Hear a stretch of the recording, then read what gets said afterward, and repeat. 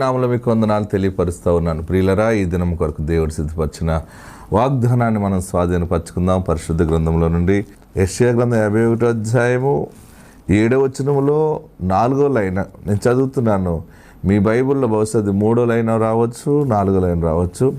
చదువుతున్న మాట ఎక్కడి నుంచి స్టార్ట్ అయిందో అక్కడి నుంచి మీరు అండర్లైన్ చేసుకోండి. మనుషులు పెట్టు నిందకు భయపడకుడి, వారి దూషణ మాటలకు దిగులు పడకుడి.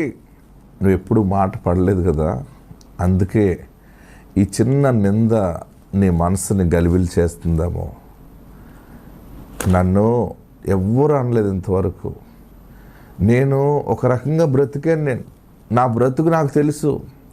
నా మీద ఇటువంటి నింద వేసి పబ్లిక్లో మరలా నేను తలెత్తుకునేలా లేకుండా అయిపోతుంది నా జీవితం. నేను బ్రతకటం అవసరమా?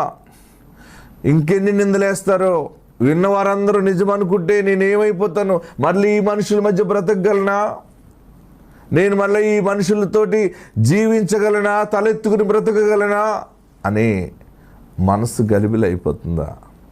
ఎందుకు నా బిడ్డ మీద ఇలాంటి నిందేశారు? నా భర్త మీద ఇటువంటి అవమానకరమైన మాటలు మాట్లాడుతున్నారు?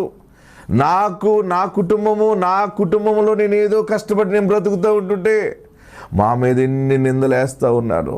దేవుడా నువ్వు చూస్తున్నావా, దేవుడా నువ్వు చూస్తున్నావా అని ప్రార్థన చేస్తున్నావు కదా.